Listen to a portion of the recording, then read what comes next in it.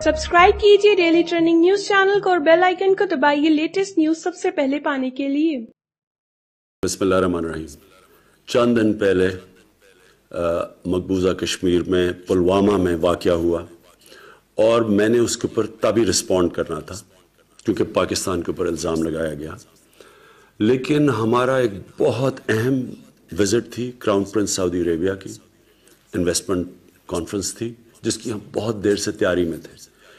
लिहाजा मैंने तब इसलिए फ़ैसला किया जवाब ना देने का क्योंकि सारी अटेंशन उस कॉन्फ्रेंस से और उनकी विज़िट से इसके ऊपर चली जानी थी। इसलिए जब क्राउन प्रिंस वापस गए मैं आपके सामने जवाब दे रहा हूं और मैं हिंदुस्तान गवर्नमेंट के लिए जवाब दे रहा हूं। पहले तो आपने पाकिस्तान पर इल्ज़ाम लगा दिया, ना कोई एविडेंस, ना कोई सोचा कि इसके अंदर पाकिस्तान का क्या फ़ायदा है। अगर पाकिस्तान इतनी अहम कॉन्फ्रेंस कर रहा था और इतनी विजिट जो क्राउन प्रिंस की थी जो हम इतनी देर से प्लान कर रहे थे, कोई अहमक भी इस तरह का वाक़या करेगा अपनी कॉन्फ्रेंस को सैबोटाज करने के लिए। और अगर ये ना भी होती उनकी विजिट, पाकिस्तान को इससे क्या फ़ायदा है? क्यों पाकिस्तान इस स्टेज के ऊपर, जब पाकिस्तान स्टेबिलिटी की तरफ जा रहा है, हमारे पास हमने 15 साल की दहशतगर्दी की जंग जिसमें 70,000 पाकिस्तानी मारे गए हैं, एक दहशतगर्दी नीचे जा रही है, अमन आ रहा है, स्टेबिलिटी आ रही है, हम क्यों कोई इस तरह का, इससे हमें फायदा क्या है?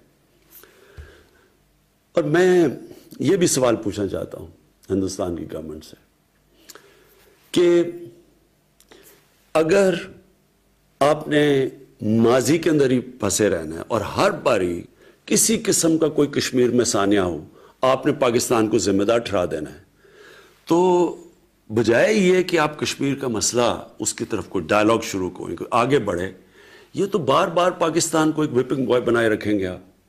मैं आपको वाज़े तौर पे कह रहा हूं कि ये नया पाकिस्तान है, ये नई माइंडसेट है, नई सोच है।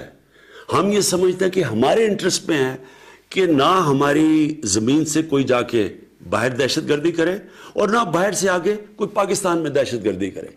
हम स्टेबिलिटी चाहते हैं। तो मैं आज हिंदुस्तान की गवर्नमेंट को ऑफर कर रहा हूं, किसी किस्म की आप तहकीकात करवाना चाहते हैं इस इंसिडेंट में कि कोई पाकिस्तानी इसमें मुलव्वस था, हम तैयार हैं। अगर आपके पास कोई एक्शनेबल इंटेलिजेंस है कि पाकिस्तानी इन्वॉल्व है, वो हमें दे, मैं आपको गारंटी करता हूं कि हम एक्शन लेंगे। और एक्शन इसलिए नहीं लेंगे कि हमें किसी के प्रेशर है, एक्शन इसलिए लेंगे कि ये पाकिस्तान से दुश्मनी कर रहे हैं। अगर कोई पाकिस्तान की ज़मीन इस्तेमाल कर रहा है, हमारे से ये दुश्मनी है, ये हमारे इंटरेस्ट के खिलाफ है।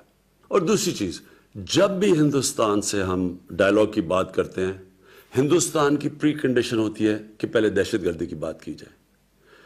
मैं आपको ये कहता हूं कि हम दहशतगर्दी की भी बात करने के लिए तैयार हैं। दहशतगर्दी एक सारे खित्ते का इशू है और हम बिल्कुल तैयार हैं क्योंकि हम चाहते हैं कि इस खित्ते में दहशतगर्दी ख़त्म हो।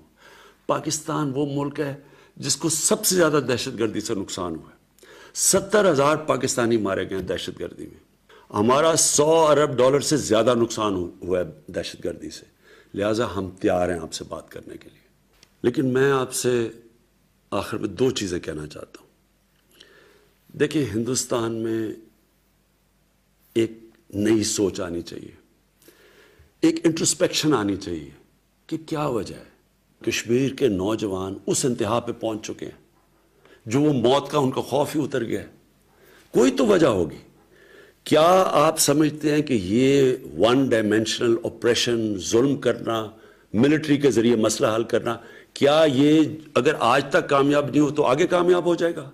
अगर आज अफगानिस्तान के अंदर 17 साल के बाद सारी दुनिया ये तस्लीम कर बैठी है कि मिलिट्री सोल्यूशन नहीं है और बातचीत से, डायलॉग से मसला हल होगा, क्या हिंदुस्तान में इसके ऊपर डिस्कशन नहीं होनी चाहिए? और दूसरी चीज़, हम हिंदुस्तान में सुन रहे हैं, आवाज़ें सुन रहे हैं, मीडिया पे सुन रहे हैं, पॉलिटिशियंस की आवाज़ें आ रही हैं कि पाकिस्तान को सबक सिखाना चाहिए, पाकिस्तान के ऊपर बदला लेना चाहिए, स्ट्राइक करनी चाहिए। पहले तो कौन सा दुनिया का कानून کسی بھی ایک شخص یا ملک کو جج، جوری اور ایکسیکیوشنر بننے کی اجازت دیتا ہے؟ یہ کون سے انصاف کے نظام میں ہے؟ دوسری چیز، آپ کا الیکشن کا سال ہے اور ہم سمجھتے ہیں کہ الیکشن میں یہ بڑی بوسٹ ملے گی کہ اگر پاکستان کو سبق سکھایا جائے۔